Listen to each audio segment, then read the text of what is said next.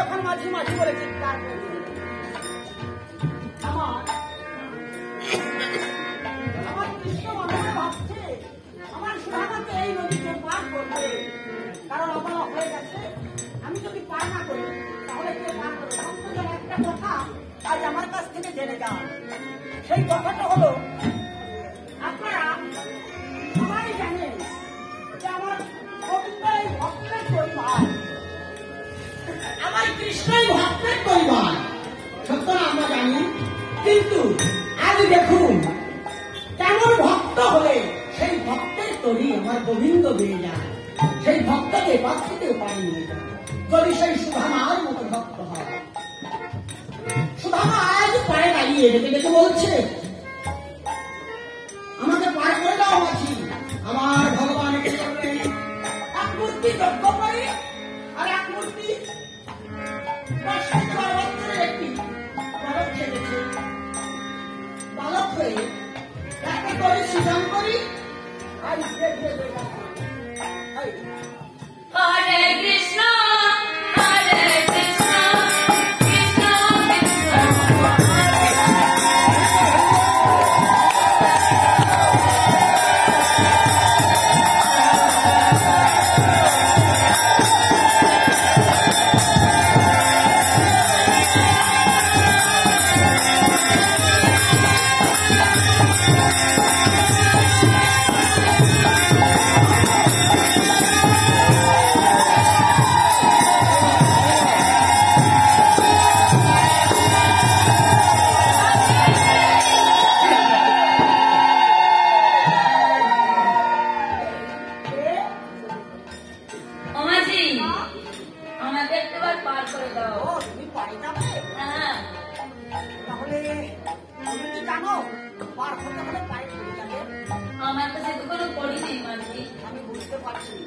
তোমার কাছে কোনো বই নেই, কিন্তু তুমি কি জানো আমার এই ঘাটের পারের করি কি মাঝি?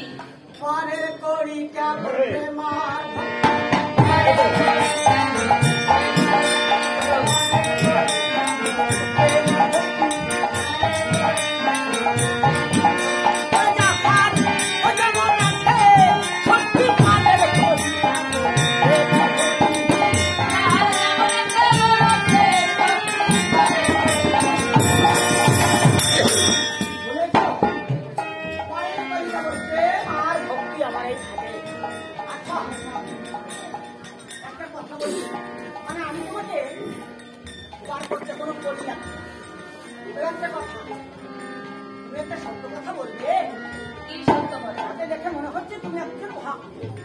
আমি জানি ভক্ত তো মিথ্যা কথা বলে না। কে পার করতে এসেছে সুদামকে তা সুদামা জানে না, কারণ আমার গোবিন্দ চেনা না দিলে তোর চেনা যায় না। তাই দেখে বলছে মানে মানে তুমি একটা সত্য কথা বলো দেখি। এত মানে মানে কি আছে বলো না। তোমার তুমি আমার করছো কেন? তোমার ওই ঝোলার ভিতরে কি আছে বলো? আমার এই ঝোলার ভিতরে কিছুই নেই। বলেছ এই দেখো আমার ঝোলার ভিতরে কিছুই নেই। তুমি মিথ্যা কথা বলছো। ঠিক আছে, তোমার ঝোলার ভিতরে কি আছে তুমি যদি না বলো তাহলে তুমি এখানে দাঁড়িয়ে থাকো, আমি চলে যাবো।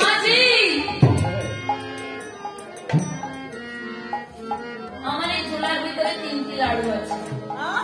কি বললে? কি আছে তোমার ঝোলার ভিতরে? 3টি লাড়ু আছে। এই লাড়ুই তো আমার ভালো লাগে। আমার মা ছোট্টবেলা থেকে এই লাড়ু খাইয়ে খাইয়ে আমার বড় করেছে। খাই রে, আজ আমি সারাদিনে লাড়ু খাইনি, তাই তো বড় স্বাদ।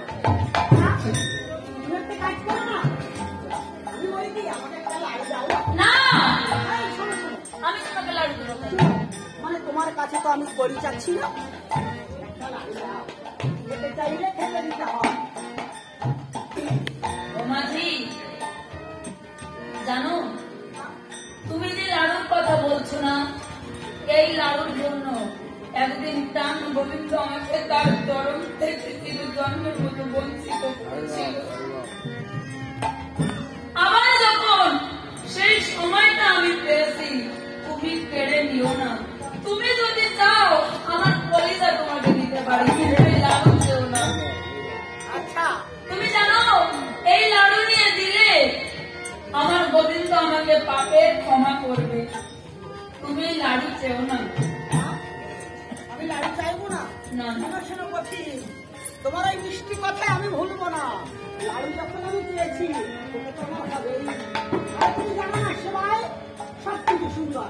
তুমি জানো না পথি, আজ অঞ্জলি সম্প্রদায়কে সুন্দর করে সেবা করেছে, তাই আনন্দ ফুর্তি করে গান গায়। আর তুমি, আমি তোমার কাছে হাতে খেতে যাচ্ছি তো আপনি বুঝছো না। তুমি জানো না সেবায় শান্তি, তুমি আমাকে সেবা দাও, আমি অনায়াসে তোমাদের পাবো। তাহলে তুমি দিবে না? বললাম তো আমি তোমাকে লাড়ু দেবো না। দিবে না, তাহলে তুমি এইখানে দাঁড়িয়ে থাকো। মাঝি,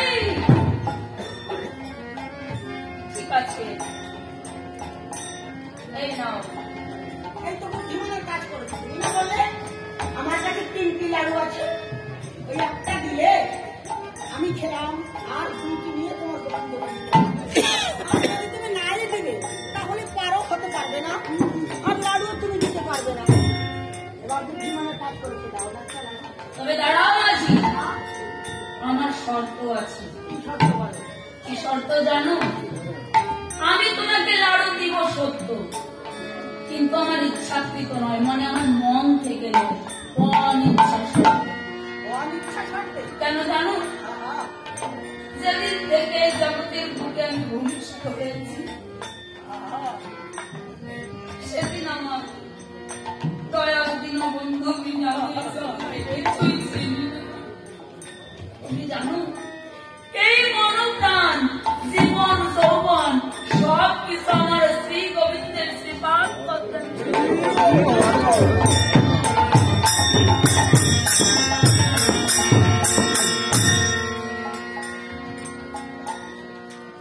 ও মাঝি, যে মন প্রাণ দিয়ে আমার গোবিন্দ সেবা দিয়েছি, এই মন প্রাণ আমি আর কাউকে দিতে পারবো না। এই নাও লাড়ু, তোমাকে আমি দিলাম, আমার ইচ্ছাকৃত নয়,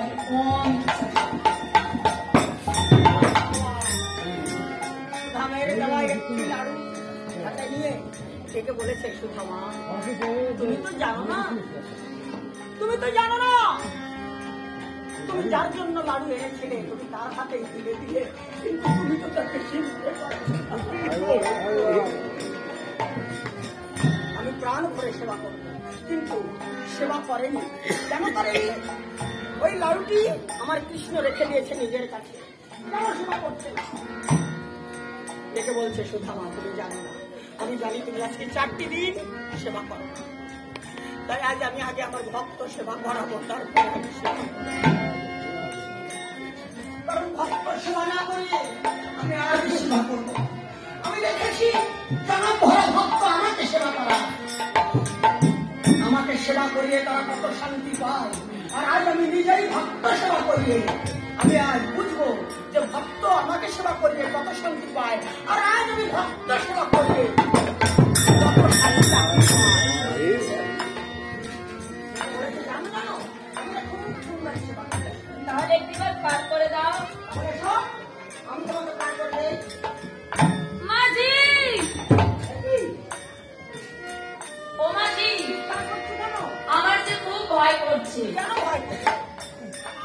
ও দেখো, হ্যাঁ? 6 হাত তুফান চলছে। হ্যাঁ? ছোট্ট তুমি মাঝি, হ্যাঁ। ছোট্ট তোমার বইটা, হ্যাঁ। ছোট্ট তোমার তরি, আচ্ছা, ওই 6 হাত তুফানের মাঝখান থেকে তুমি কেমন করে পাড়ি জমাবে? তোমার ভয় করছে না? শোনো শোনো, ছোট্ট আমি মাঝি, ছোট্ট আমার তরি, ছোট্ট আমার বৈঠা, 6 হাত তুফান চলছে। এই তুফানের মধ্য দিয়ে আমি কেমন ভাবে পানি জমাই তুমি জানো? ওরে শোনো, ভক্তকে আমি পার করি না, আমার ভয় করি না। আমি কেমন করে পার করি জানো? তাহলে শোনো, চৌদ্দ প্রহরা ধরিয়া আমার ওরে ভয়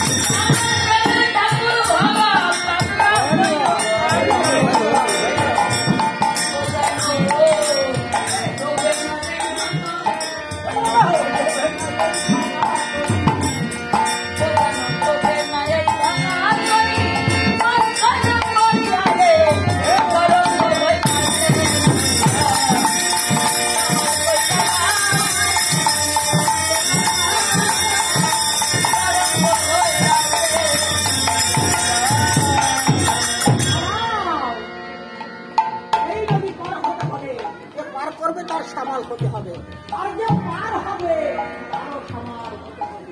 তাই তুমি শোনো, ওরে সামাল সামাল মন পারি, ওরে সামাল সামাল মন পারি, ওরে নদীর তীরে নাই তুফান হারি, হে নব নদীর ভাবনা গেলে ওরে ধরো না পারি, নব নদীর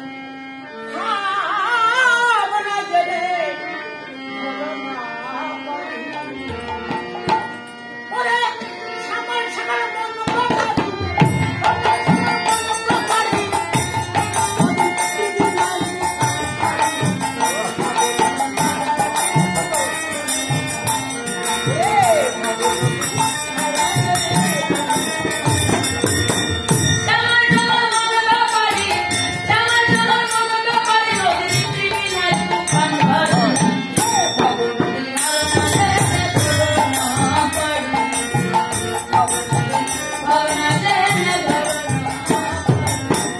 ওই নদীর তরঙ্গ দেখে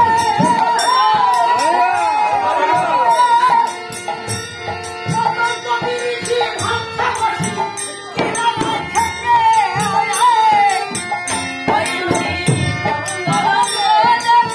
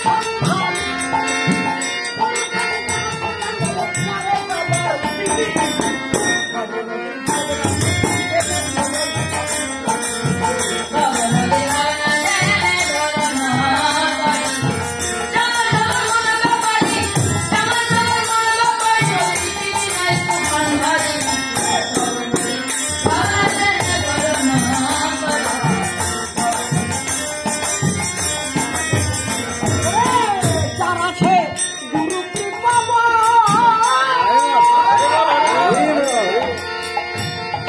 ওরা সেই সে কেমন জানতে পারে নদী তুফানে পূর্ব। যার আছে গুরু কৃপা সেই জায়গা বলে জানতে পারে নদী কোনখানে পড়ছ। যার আছে গুরু কৃপা ওরা সেই সে কেমন জানতে পারে নদী তুফানে পূর্ব। ওরে এবার গুরুর কাছে জানো সন্ধান, গুরুর কাছে জানো সন্ধান, বাবা পরে যাবার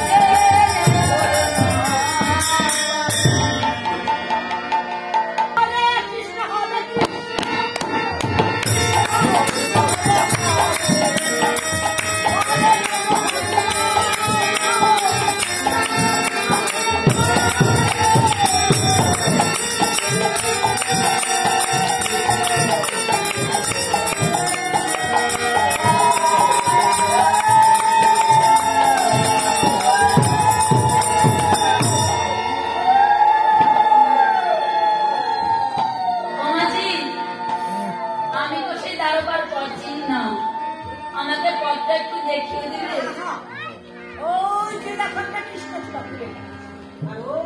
একটা বড় বৃক্ষ, ওই বড় বৃক্ষের তলা দিয়ে ধীরে ধীরে ওই কৃষ্ণচূড়ার ফুলের গাছের তলা দিয়ে চলে যাবে, দেখবে এখনো তার বন্ধ হয়ে যায়নি, একটু পর হলে তার বন্ধ হয়ে যাবে, তুমি ঢুকতে পারবে না, তাই অতি শীঘ্র চলে যাবো। ঠিক আছে, তাই শুনলাম আমার।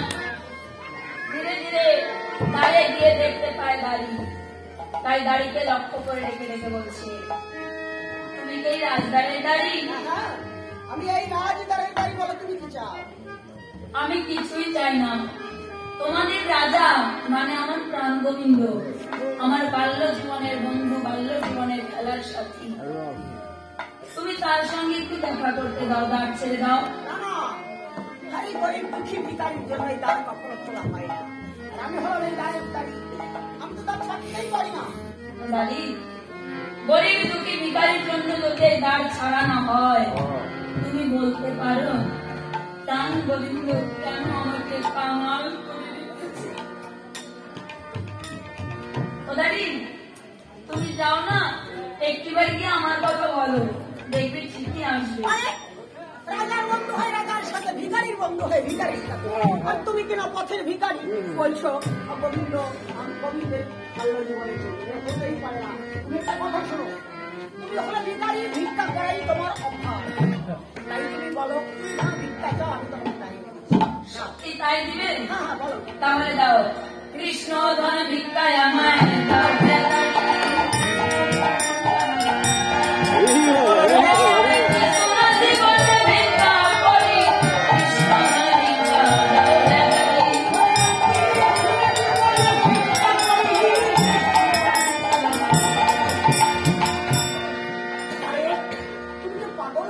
পাগল? ওরে পাগল হলে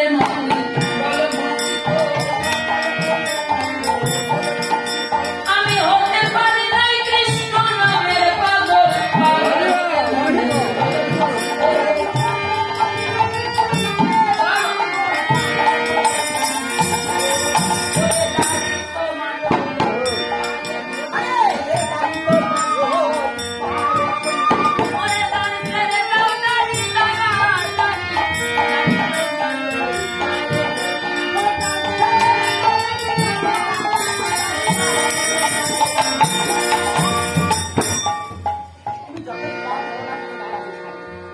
তোমার যদি পা ধরে বলছি রাখতে দাও।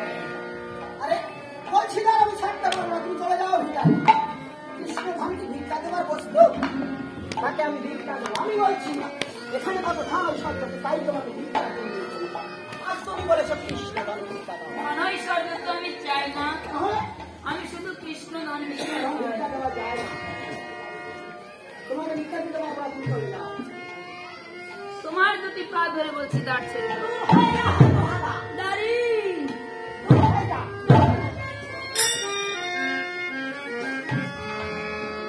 আমার সুধামা গলায় আঘাত খেয়ে লাই করে কৃষ্ণ কৃষ্ণ, আমার কৃষ্ণ বলে আমার কৃষ্ণ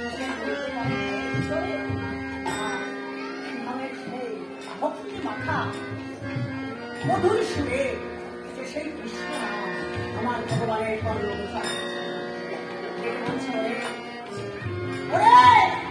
আমার মন বলছে আমার পায়ে এসেছে, কোন ভক্ত জানি এসে আমাকে রেখেছে।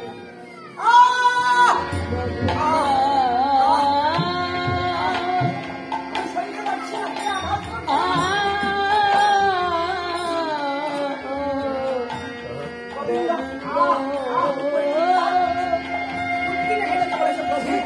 কেন তুমি চিৎকার করেছো? দেখে বলছে আমার মন বলছে দ্বারে যেন কে এসেছে, তাই আমাকে ডাকছি। রইল এই যোগ্য মঞ্চ, আমি চলে যাচ্ছি, আমি দ্বার বসে তাই দাঁড়িয়ে ডেকে বলেছে দাঁড়ি বলতে পারি সেই দ্বারে কে এসেছে, দাঁড়িয়ে ডেকে বলেছে এসেছে একজন ভিখারি, ভিখারি সে কোথায় দেখে বলে সরিছে, দেখো সেই ধুলার মাঝে পড়ে আছে, ধুলার মাঝে পড়ে আছে একজন ভিখারি প্রভু, ওকে আমি পদের আঘাত করে ফেলে রেখেছি ওখানে। বলে কেন? বলেছ কৃষ্ণ ধান ভিক্ষা চাই, ও কৃষ্ণ ধান ভিক্ষা চাই, তাই ওকে পদের আঘাত করে ওকে ফেলে দিয়েছি। বলেছে দাঁড়িয়ে যে চাই কৃষ্ণ ধর ভিক্ষা, আর তাকে তুই পদের আঘাত করে ফেলে দিয়েছে। আর ওই যে তার ধুলায় পড়ে ওঠে কৃষ্ণ কৃষ্ণ বলে কাঁদছে।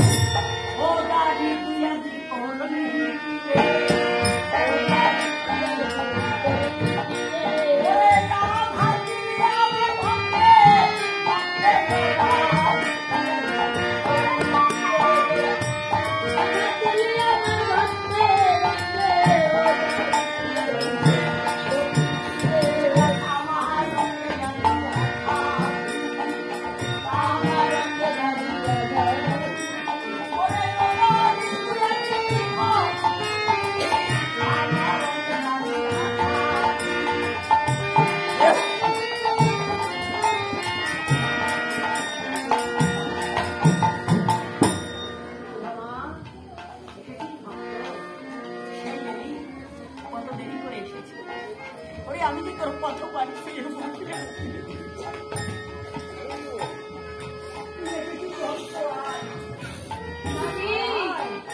আমাকে আর মেরো না, আমি গোবিন্দ দর্শন করবো না, আমি চলে যাচ্ছি।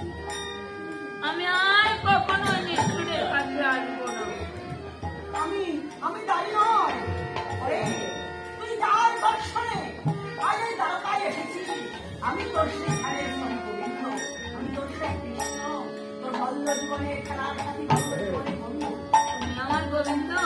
হ্যাঁ, সত্যই তুমি আমার গোবিন্দ? না না না, তুমি আমাকে স্পর্শ করো না, তুমি আমার গোবিন্দ নও। তুমি যদি আমার গোবিন্দ হবে, ওই তোমার সেই ধরা চূড়া মরণবাসী। আমার গোবিন্দ তো রাখাল রাজা, এই পার্থিব জগতের রাজা নয়।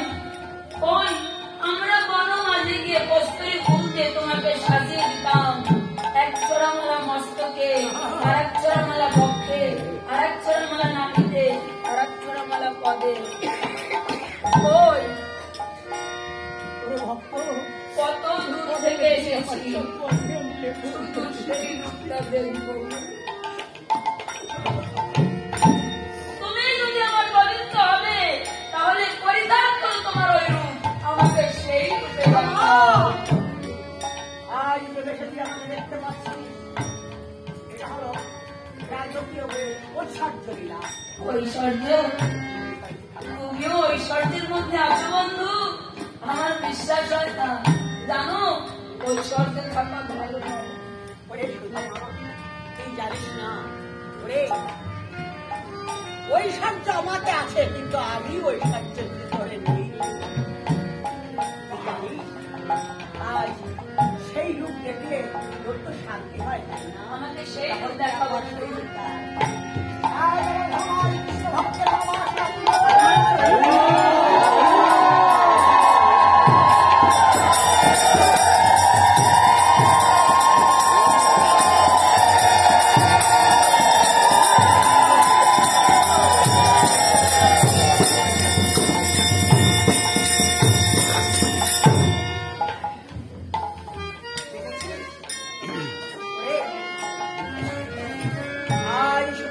সুদামাকে যখন ওই রূপ দেখালো, আমার সুদামাকে ডেকে বলেছে, চল চল একবার ভিতরে চল।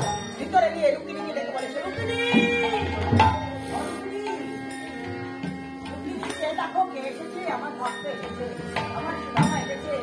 রুক্মিণী স্বর্ণ ঝাড়িতে নির্মল বাড়ি নিয়ে এসো, আমার ভক্তের চরণায় যাবে নিজের হাতে দিই। কেন জানো তুমি? সারা জীবন ভক্ত আমার চরণ ধোয়ায় চোখের চরণ। আজ আমি এই ভক্তের চরণ ধোয়াবো চোখের চরণে। আমি দেখবো যে আমার চরণ ভক্তের ধুইয়ে কত শান্তি পায়।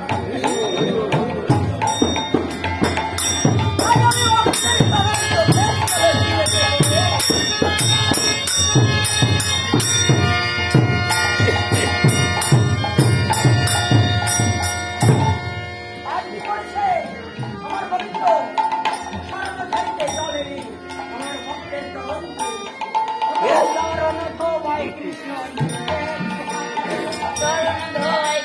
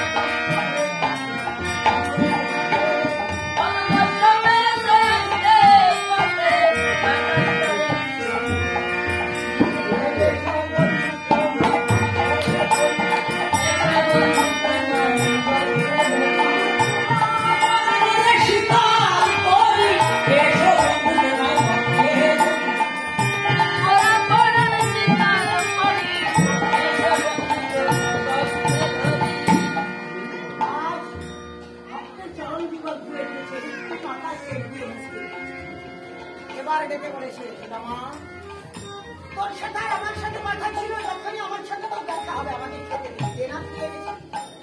তাই তো আমার বন্ধুর জন্য কত কিছু কত জনে ভালো ভালো খাবার নিয়ে এসেছে। এই গতি দুঃখীশ্বর সানানুগণের সামনে কেমন করে আমার এই সামান্য চিরার তোদের লাড়ু দিব? তাই ডেকে ডেকে বলছো বন্ধু আমি তোর জন্য না কিছুই আনতে পারিনি। জানিস আমি সেই সকালে ভিক্ষায় পেয়েছিলাম, ভিক্ষায় পাইনি, তোর কথা মনে পড়েছে তাই চলে এসেছি। আমি জানিও না তুই যজ্ঞ করেছিস। আমার সুধামা মনে মনে ভাবে যে এই যজ্ঞ মাংসে দধি দুগ্ধ ক্ষীরসর ছানা নবনীর অভাব নেই। এত দামি খাবারের ভিতরে আমার সামান্য শিলা ফুলের লাড়ু আমি কেমন করে তুলে দিব তাই বলছে আমি কিছু আনি। আমার অন্তর জানি ভগবান ভক্তের অন্তরের কথা তাই আজ এসে বলেছে বন্ধু কিছু না কিছু নেই দেখি তোর ঘোলার ভিতরে। আরে বললাম তো আমি ঘোলার আর কিছুই নেই। আচ্ছা আচ্ছা দে না দে বললাম তো দেবো না। দে না দে কি এনেছি দে।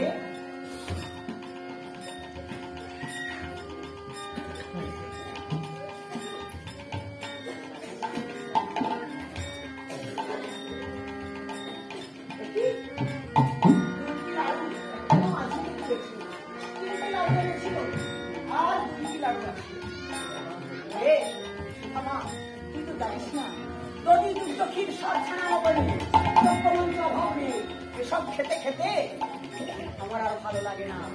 আমার মন বলছিল এই মুহূর্তে যদি কেউ আমাকে পুরানা শিলার ফুলের লাড়ু এনে দিত আমি প্রাণ বলে সেবা মন বুঝে মনের খোরাকে দিতে পারি মনের মানুষ বলে তাকে দেবো পরিচয়। আজ থেকে তুই হলি আমার মনের মানুষ। ওরে যার আছে হুশ সেই হলো মনের মানুষ। মানুষ মানুষ একটা হলো মানুষ একটা হলো মানুষ থেকে মানুষ পাবে হুশ মুক্ত সিদ্ধ পুরুষ। হ্যাঁ আর একটা হলো মানুষ আমরা সাধারণ মানুষ তাকে মানুষ আমরা হুশ মুক্ত যে সিদ্ধ পুরুষ সেটা হলো মানুষ। ভগবানকে ডাক দিয়ে ভগবান তার সাথে কথা বলে আর তাই ডেকে বলেছে তাই এই লাড়ু আমি প্রাণ করে সেবা করবো। যখনই সেবা করতে যায় রুক্মিণী ডেকে ডেকে কয় প্রভু প্রভু তোমার বন্ধুরা না লাড়ু তুমি একাই উপভোগ করবে। এই নাও তুমিও পেতে চাও রুক্মিণী নাও। আজ আরেকটা লাড়ু আছে যখনই মুখে দিতে যায় সত্যভামা ডেকে ডেকে কয় প্রভু প্রভু আমি কিছু প্রভু। ও তুমিও ভক্তের প্রসাদ পেতে চাও। ভক্তের প্রসাদ থেকে কেউ বঞ্চিত। দুইটি লাড়ু এনেছিল একটা দিয়ে দিল রুক্মিণীকে একটা সত্যভামাকে। কৃষ্ণকে সেবা করেছে সুদামা আমার চোখের জলে দেখে যায় দেখে বলছে ওরে আমি তো কানার ভিখারি তাই তো আমার আশা লাড়ু কেন সেবা করবে আমার ভক্তের সেবা করে নাই। দেখে বলছে সুদামা কেন কেঁদেছিস ভক্ত বল। সব কিছু জানিস, সব কিছু বুঝিস, কেন অবান্তর প্রশ্ন করিস বন্ধু? তিনটি লাড়ু এনেছিলাম, একটি দিলাম মাঝিকে, একটি নিয়ে গেল রুক্মিণী আর একটি নিয়ে গেল সত্যভামা। ওই তুই তো ভক্তকে বড় করেছিস, তুই তো সেই লাড়ু খেলি না আর হলো না আমার পাপের খবরে। তুই কেমন করে ভাবতে পারিস আমার সরবাস চোখের জল দিয়ে লাড়ু করেছে আর সেই লাড়ু আমি সেবা করিনি। কখন সেবা করিস কেন? ওই যমুনা নদী তোকে কে পার করে তোকে তুই তখন কেন পরিচয় দিস নি? ওই যমুনা নদী পার করার সময় যদি পরিচয় দিতাম তুই হয়তো এখানে আসতিস না, চলে যেতে পারতিস। কিন্তু আমি জানি তোর মতো ভক্ত যদি আমার এই যজ্ঞ মঞ্চে না আসে তাহলে আমার যজ্ঞ পূর্ণ হবে না। ভক্তরে আজ তোর মতো ভক্ত আমার মতো ভক্ত আজ এই যজ্ঞ মঞ্চে এসেছিস তুই, সেই যজ্ঞ আজ আমার পূর্ণ হয়ে গেছে।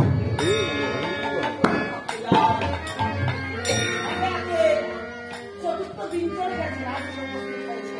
আজ এই রাতে আমার সুধামার মতো ভক্ত আর ভক্তা আর আপনাদের ভক্ত ভক্তা এসেছে তাই আজ এই যজ্ঞ আজ পূর্ণ হয়ে গেছে।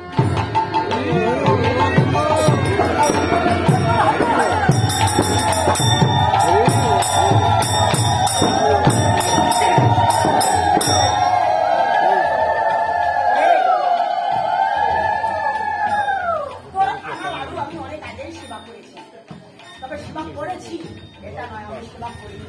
কেন করিনি জানি? আমি জানি আমার সুদামা আগে আগে কতদিন আহারে বসে আছি, তাই আজ আমি কত সেবা করতে তারপর সেবা করি। আয় ভক্ত, এই নেই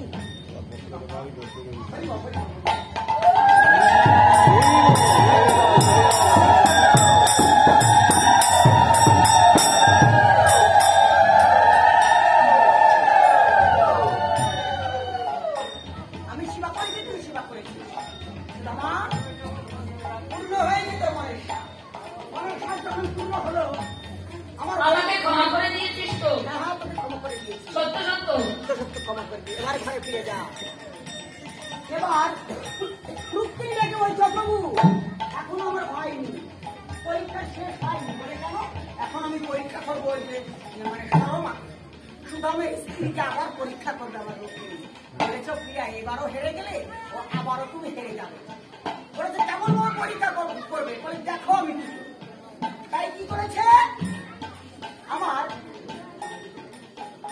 রুক্মিণীর সাথে অবগুণ্ঠন টেনে দিয়ে বৃদ্ধায় এক অতিথিনীর বেশ ধারণ করে সরমার কুঠিরে গিয়ে ডাকছে, ও মা, মা তুই কি বাইরে আছিস? সরমা, ও মা, মারে আমি যে আর কোথায় আমি বাড়িতে আছি। মা, কিন্তু তুমি কে? আমা আমি তো এক অতিথিনী মা গো, আমি যে ক্ষুধায় আর পর চলতে পারছি না মা, আমাকে কিছু খেতে দে মা। তাই তো, আমি কোথা থেকে কেটে দিব? ঠিক আছে ও মা, আমি কোথা থেকে কেটে দিব বলো? আমার ঘরে তো কিছুই নেই। কিছু নেই, ভিক্ষা করতে যা। আমাকে কেউ ভিক্ষা দেয় না। ভিক্ষা দেয় না? ওই তো ভিক্ষাও দেয় না। শোন, ওই কথা বলিস না, তুই ভিক্ষা করতে যা। আমার খোরাক টোরাক বেশি নেই, শুধু বড় হয়ে একাই ভাগ করে হয়ে যা, বড় হয়ে যা, খোরাক বেশি নেই। আমি কোথায় যাবো? আমাকে তো কেউ ভিক্ষা দেয় না। আরে ঠিক আছে ঠিক আছে, তোর ভিক্ষা করতে যেতে হবে না। শোন ও মা, ওই যে একটু আগে তুই ওই যে গোবিন্দ সেবার লাডু করে দিয়েছিস না, হ্যাঁ, ওইখান থেকে আমি একটু তোর এই থালায় একটু ছিল, ওইটুকু আমি সেবা করেছি। এখন একটু তুই কাজ কর, তুই আমাকে এক গ্লাস জল দে, বল তাও নেই। রাগ করিস না মা, তুই এখানে ঘনকাল বিলম্ব কর, আমি একটিবার জল নিয়ে আসি। যা জল আনতে যা। আমার শর্মা জল আনতে যাচ্ছে, জল আনতে যাচ্ছে। শর্মা মনে মনে ভাবছে জল নিয়ে আর ঘুরে ফিরে যাবো না। একটা মাটির কলসি, ওই কলসি সঙ্গে কত ছুটে যাচ্ছে ধীরে ধীরে।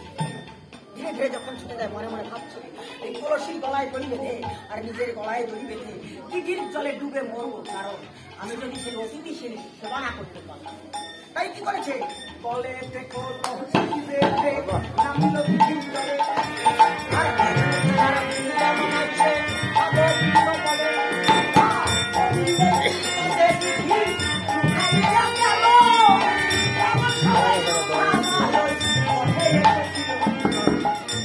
কি করেছে? নিজের গলায় দড়ি বেঁধে, কলসির গলায় দড়ি বেঁধে যখন ডুবে মরতে যায় তখন দিঘির জল শুকিয়ে গেছে, মরণ আর হয়নি। দেখতে পায় সম্মুখে সুধামা ঠাকুর দাঁড়িয়ে। দেখে বলেছে, শর্মা তুমি কি করছো? মরে যাচ্ছ দুঃখে। তখন সুধামাকে জড়িয়ে ধরে বলছে, প্রভু তুমি জানো না, ওরে তুমি যাওয়ার পর পর একজন অতিথি ঠাকুরানি এসেছে, তাকে সেবা দিতে পারিনি, একটু জল চেয়েছে তাও দিতে পারিনি, কিসে করে জল দিব? তাই মনের দুঃখে আমি মরতে এসেছি। বলেছে সুদামা, শর্মা মরা লাগবে না, চলো আমরা একবারে তালপাতার কুঠিরে গিয়ে প্রণাম করে তারপরে আমরা দুজন একসাথে মরব। কিন্তু শর্মাকে নিয়ে যখন ওই তালপাতার কুঠিরে যায় দেখতে পাই সেখানে আর তালপাতার কুঠির নয়, স্বর্ণময় কালিকা। সম্মুখে রাধা গোবিন্দের প্রতিচ্ছবি দাঁড়িয়ে আছে। রাধা গোবিন্দের প্রতিচ্ছবি দাঁড়িয়ে আছে। সুদামা শর্মা দেখতে পায় যে তাই তো, এখানে তো তালপাতার কুঠির আমাদের ছিল, সেটা কোথায়? না না না, এই বাড়ি আমাদের নয়, চলো প্রভু আমাদের বাড়ি এখানে না, আমরা অন্য কোথাও চলে যাই। যখনই চলে যেতে চাই আমার ভগবান কৃষ্ণ ডেকে বলেছে, ও সুদামা ফিরে আয়, এইটাই তোর ওই তালপাতার কর্মসূচি। বলে বাবু ওই সহ্যের মাঝে আমি থাকতে চাই না, এটা আমি চাই। বলে সুদামা তুই তো চাস না, তুই তো কোনোদিনই চাস নাই, তাই না চাইতে আমি তোকে দিয়েছি। চেয়ে যান, এই সব তো ডেকে বলেছে প্রভু এটা আমি চাই না। বলেছে ওরে তাই যদি হলো তাহলে চল, তোরা তুই যখন এটাও চাস না তাহলে চল আমার সাথে সাথে তুই চলে চল। ডেকে বলেছে অসুদামা তখনও সেবা করিয়েছ, আমাকে ভোজন দক্ষিণা দাওনি, ভোজন করালে ভোজন দক্ষিণা দাওনি। মাফ করো গোবিন্দ, মাফ করো। কেন? আমি যেতে পারবো না। কেন? তার কাছে যাই সে শুধু ঝাঁটা করা লাঠি দেয়। তাই আমি পারবো না, পিঠি দাগ হয়ে যেতে পারবো না। ওহে সুধামা ওই কথা বলিস না। তোমার ভিক্ষা তুমি নিয়ে এসো, যাও। ওই কথা বলিস না, তুই জানিস না ভোজন করালে ভোজন দক্ষিণা দিতে হয়। শুধু আমি ভোজন করি, ভোজন তো রুক্মিণীও করেছে, এবার রুক্মিণীও তোর কাছে ভোজন চাইবে, তাই ডেকে ডেকে বলেছে ওমা তুই রাগ করিস না মা, আমি অতিথিনী হয়ে তোকে পরীক্ষা করতে এসেছিলাম, আমার পরীক্ষায় তুই উত্তীর্ণ হয়েছিস একে একে 2 বার, তাই তো তুই চলো মা, চলো মা এবার যা ভোজন দক্ষিণা। তাই হে ভক্তজন, তাই ভোজন দক্ষিণা দেবেন না আপনারা? কি দেবেন না? ও মা ভোজন দক্ষিণা ওই দেখো কেউ দেয় না। কে বলেছে দেবে না ভোজন দক্ষিণা? দেবেন না? ভোজন দক্ষিণা দিতে হয়।